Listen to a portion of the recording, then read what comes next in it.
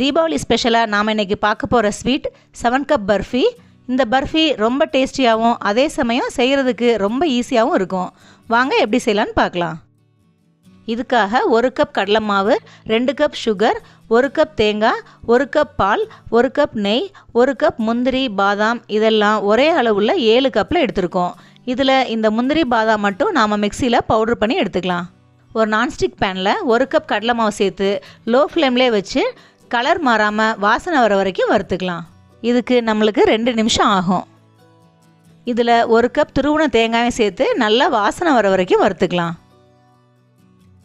அடுத்ததாக இதில் 1 கப் நெய்யையும் சேர்த்து நல்லா கலந்து விட்டுக்கலாம்.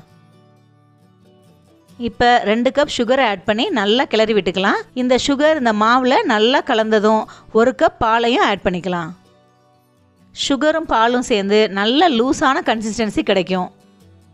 இதை விடாமல் கிளறி நல்லா கொதித்ததும் கடைசியாக 1 கப் முந்திரி பாதாம் பவுடரையும் சேர்த்து நல்லா கிண்டி விட்டுக்கலாம். இந்த பர்ஃபியை நம்ம மீடியம் ஃப்ளேம்லேயே வச்சு தான் செய்யணும்.